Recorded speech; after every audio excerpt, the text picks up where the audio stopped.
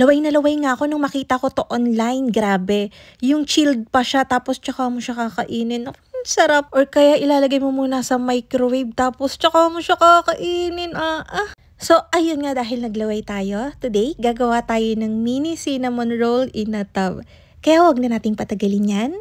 At simulan na natin. So dito, meron akong 500 grams ng bread flour, first class flour, Sun Moon Star ng Pilmico yung ginagamit ko para chewy yung kakalabasan ng ating cinnamon rolls. And then meron ako ditong 8 grams ng yeast, Fermifan 2-in-1 yung ginagamit ko dito, 100 grams ng light brown sugar, 6 grams ng salt, 120 grams ng milk, 120 grams ng water, and then isang pirasong large na itlog. Imimix natin yan sa mixer for about mga 8 to 10 minutes. Kapag ganyan na yung texture niyan, medyo na-i-stretch mo pa siya. Dahil matamis na klase ng tinapay yung gagawin natin, maglalagay ako dyan ng 1 teaspoon ng vanilla emal ko para talagang sosyalin talaga yung lasa ng kakalabasan ng pastries natin. And then maglalagay ako dyan ng 70 grams ng butter. Imimix ko naman yan ngayon hanggang maging smooth na yung ating dough. Kapag ka natapos nyong i-mix yung dough, dapat talagang na siya, smooth na, hindi na siya maaligasgas. So, ayan, makikita nyo naman sa texture ng dough natin na yung ganyan talaga dapat yung kailangan nyong i-achieve. Siyempre, dapat stretchy na yung dough. So, pagkaaho natin sa mixer, i-rest ko muna to, tatakluban, and then, tsaka tayo gagawa ng ating cinnamon paste. Para isahang pahida na lang tayo dun sa dough, mas madali, gagawin na natin siyang paste. So dito, meron akong 225 grams ng butter, 225 grams ng light brown sugar. Mas maganda kung meron kayong dark para mas maganda yung kulay. And then, 25 grams ng cinnamon powder. Yung cinnamon powder, pwede nyong i-adjust yun kung gusto nyong mas intense yung lasa ng cinnamon, so mas pwede nyong damihan. 1 teaspoon ng vanilla emal ko, and then minix ko lang yan gamit yung mixer hanggang maging well blended na siya. Hindi nyo siya kailangang i-aerate. Tapos ito, tuturuan ko kayo para mas madali tayong makakapag-molde ng cinnamon. Sobrang dali nito. So, ang ginagawa ko, fina-flatten ko muna yung ating dough, and then, babalutin ko yan ng plastic, ilalagay ko muna siya sa freezer for 15 minutes. Pagka malamig kasi yung dough natin, mas firm siya, so mas madali natin siyang maipa-flatten. And then, kapag ka na-relax siya ng konti, so hindi na siya basta-basta umuurong. So, balutin nyo lang yan ng plastic, lagay sa freezer. So, makikita nyo dito yung difference ng dough natin. Compared dun sa medyo unti-unti nang umaalsa yung dough kasi mainit, tapos tsaka kayo magpa-flatten. Mahirap kasi yun. So, dinivide ko yung dough natin sa 4, and then papahabain ko siya o ipa-flatten ko siya ng paganyan. Kasi, ang ina-achieve natin dito, sobrang maliliit lang talaga na cinnamon rolls.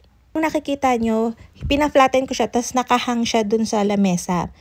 Para hindi nga siya umurong and mas madali tayong makapag-flatten. Since mahaba nga to. Yung kapal na ina-achieve ko, mga 3 mm yung thickness. Tapos mga 4.5 to 5 inch yung kapal, yung lapad. Yun yung sa pagro-rolla natin. So, pagkagagawa kayo nito, make sure na gaganituhin nyo yung pagsisila nyo ng dough. Kasi kapag hindi, bubuka yan, lalo na maliit to, papangit yung itsura ng cinnamon roll natin. Magbubukahan siya. Tapos nakikita nyo, pinapahirang ko yan ng tubig. Since, di ba galing sa freezer yung dough natin, malamig yan. So, tendency niyan, pagka ni-roll natin, kahit nilagyan natin yan ng pagsisila natin, hindi yan didikit kasi medyo dry nga siya since malamig. So, binabasa ko yan ng tubig para siguradong parang magiging glue, didikit siya. Mas maganda yung korte ng cinnamon. And then ayun, pinahirang ko na siya ng cinnamon paste na ginawa natin. And then magsisimula tayo mag-roll. Isa pa kang kagandahan nga kapag paste na yung ginawa natin, isang pahida na lang, napapantay pati natin talaga yung distribute ng palaman, hindi yung may paltak ng cinnamon, may paltak ng sugar, di ba pagka ganun, pag bukod-bukod mo pa siyang ipapahid. So ayun, ni-roll ko na yun ng palag na ganyan. Papantayin lang natin yung kapal ng lag para pantay-pantay din yung magagawa nating cinnamon roll na mini. And then, ikakat ko to ng less than 1 inch yung thickness. Siyempre, tatanggalin natin yung dulo para maganda yung korte. So, ayan, ang dami nito magagawa. Arang mga 130 pieces sa 500 grams ng flour. Ay, parang yan, 130. Dami na. Tapos, ayun, i-arrange ko na yan dito sa grease nating tray. I-rest ko to for 1 hour or umalsa siya ng ganito. At least maghalos doble na yung size. Isasalang ko to sa preheated oven, 170 degrees Celsius for 9 to 11 minutes lang. Since maliliit lang to, mabilis lang yung baking time natin. Papabayaan nating lumamig and then gagawa na tayo ng ating cream cheese na frosting. Madali lang to. Meron ako ditong 600 grams ng cream cheese. So, medyo cold yung nagamit ko dito. Pero okay lang yan, basta i-cream lang natin siya. Then mag-a-add ako ng mga nasa 1 teaspoon ng lemon juice, 1/2 cup ng sugar, and then mimix natin. Para maging manipis or mag-thin out yung ating cream cheese frosting, lalagyan ko yan unti-unti ng 300 grams ng full cream milk. Pwede nyo pa tong panipisin, so kung gusto nyo, mag-a-add lang kayo ng additional na full cream milk. So ayan, yung gamit ko ditong container is 1000 ml na plastic tub. Nilalagyan ko ng cream cheese,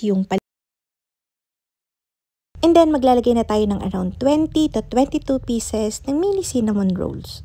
So, makakagawa tayo ng 6 na piraso. 500 grams, 6 na tab na kagad, diba? Ang dami. So, usually, nakikita ko binibenta to for 150 to 200 pesos.